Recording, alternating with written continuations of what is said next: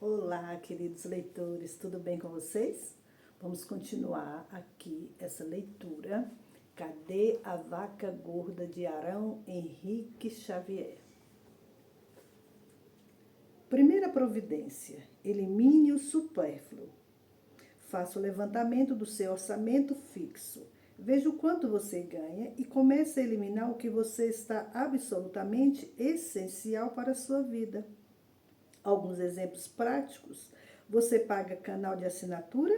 Reveja se é vantajoso em termos de tempo, aluguel de fita de filmes, etc.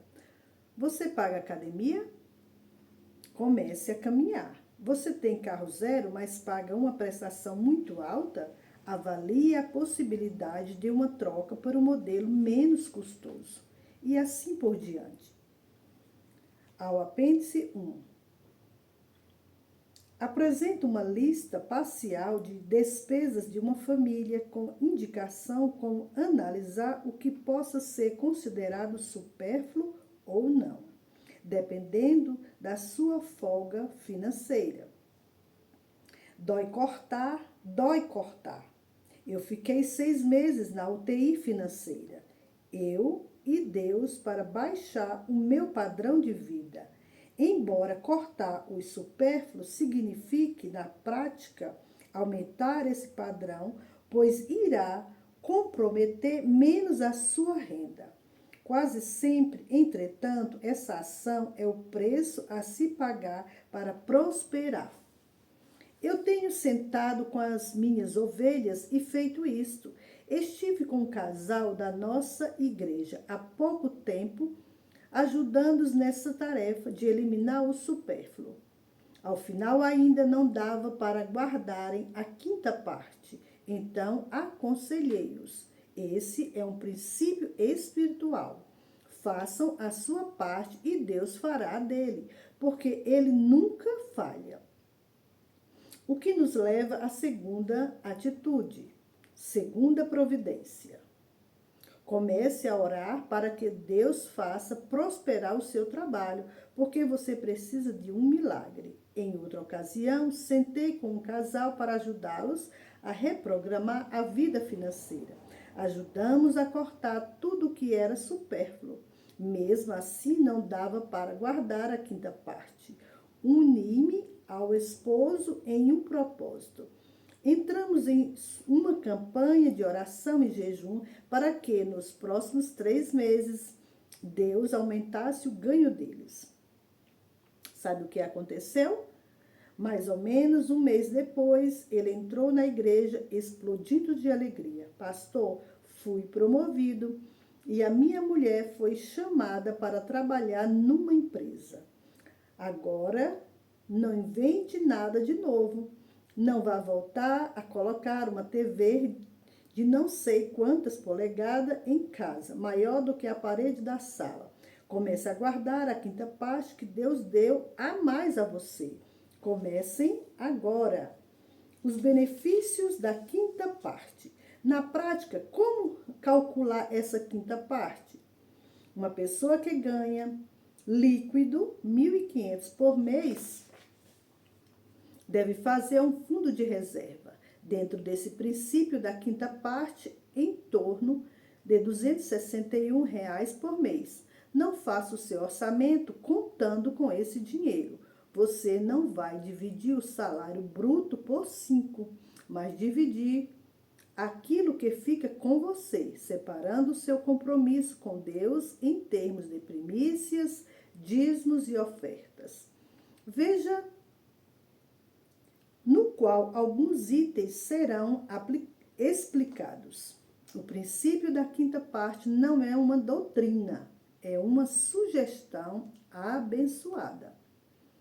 A sua vida nunca mais será a mesma. Se você tiver vontade de sair para jantar, você vai ter condições. Se fundir o motor do seu carro, você vai poder arrumar sem problemas e sem comprometer outras despesas. Muitos estão fazendo propaganda gratuita para o diabo. Existem coisas que acontecem em nossas vidas que não são obra do diabo, e sim culpa nossa. Quem já rodou 300 mil quilômetros com o carro? Quando fundir o motor, não pode dizer que foi o diabo. Outras vezes é o pneu que está careca, pois você rodou 70 mil quilômetros com ele.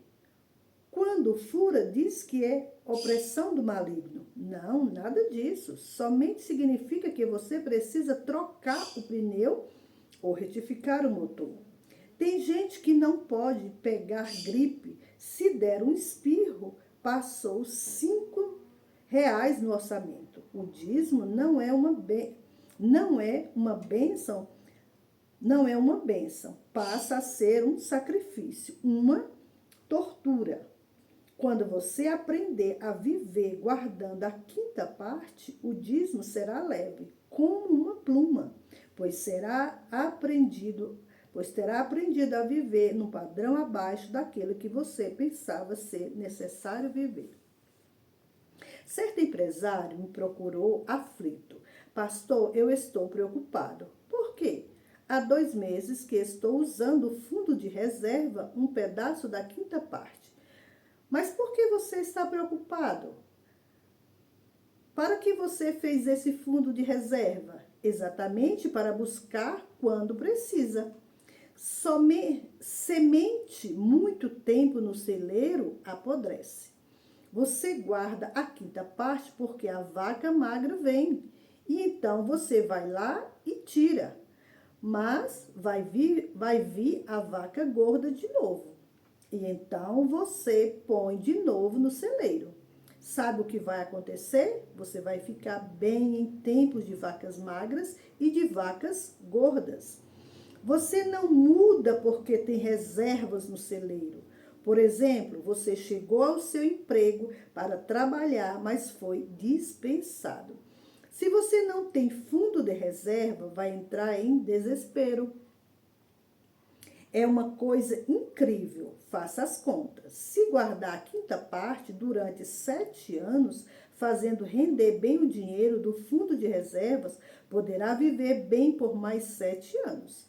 Quero motivá-lo a experimentar essa verdade, de crer e receber a bênção de Deus reservada para os seus filhos.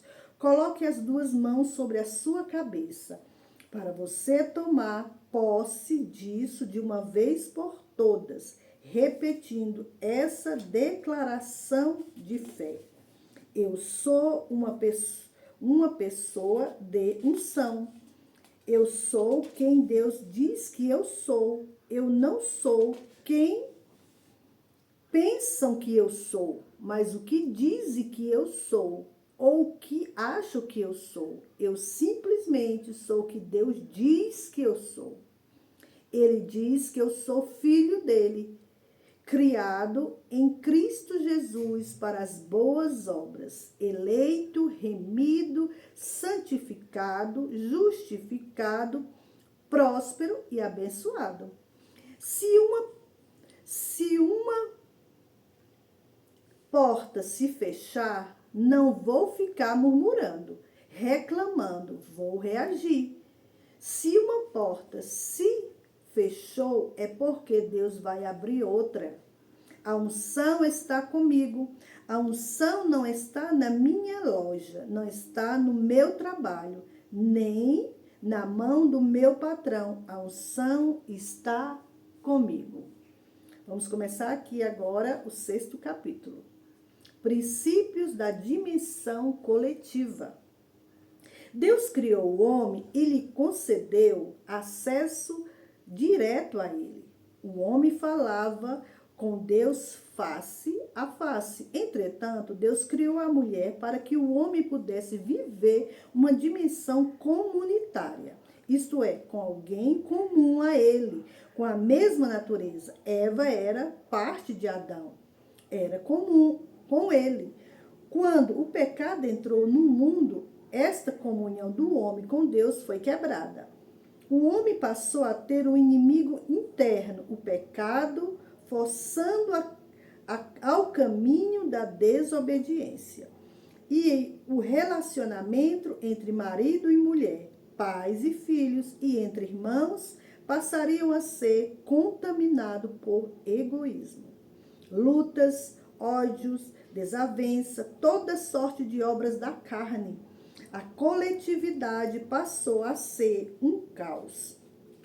Em outras palavras, viver bem consigo mesmo, com Deus e com o seu próprio e com o seu próximo é o permanente desafio do homem, desde a queda. Todas as filosofias humanas tentam dar uma resposta humana a esse desejo, mas todos os esforços falham se o homem não se reconciliar primeiro com o seu Criador. E assim acontece após uma pessoa receber de Deus o perdão dos seus pecados.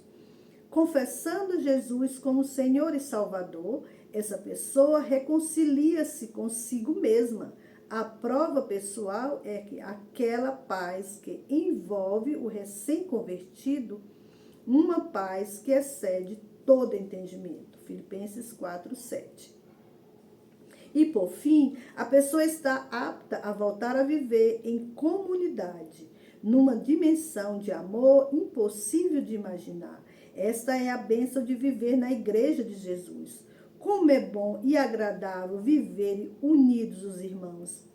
Ali ordena o Senhor a sua bênção para sempre. Salmos 133, do 1 ao 3.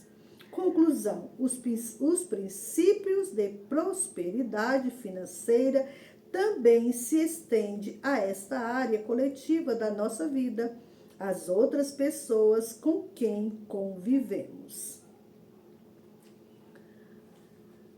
É necessário ter disposição para aprender a administrar. Ninguém aprende sozinho. Entretanto, quantos pais ensinam aos seus filhos, antes deles se casarem, como administrar a vida financeira? Eu faço essa pergunta frequentemente nos seminários que ministro. E o comum é que apenas um casal levante a mão. Tendo ministrado esse seminário de educação financeira em diversas igrejas, a igreja que mais teve pessoas que puderam levantar a mão foi uma em que havia quase 800 pessoas me ouvindo. E apenas 2 pessoas levantaram a mão. E das 2, uma pessoa que me pediu perdão ao final do encontro, porque concluiu, após ter ouvido o seminário, que não podia ter levantado a mão. A resposta a essa pergunta provoca um impacto no nosso coração. A primeira vez que a fiz em um seminário de educação financeira, fiquei particularmente perturbado. Não imaginava que o índice de pessoas que nunca haviam sido ensinadas a administrar a vida financeira fosse tão alto. Essa pergunta traz resposta ao motivo pelo qual existem tantas pessoas com problemas financeiros hoje.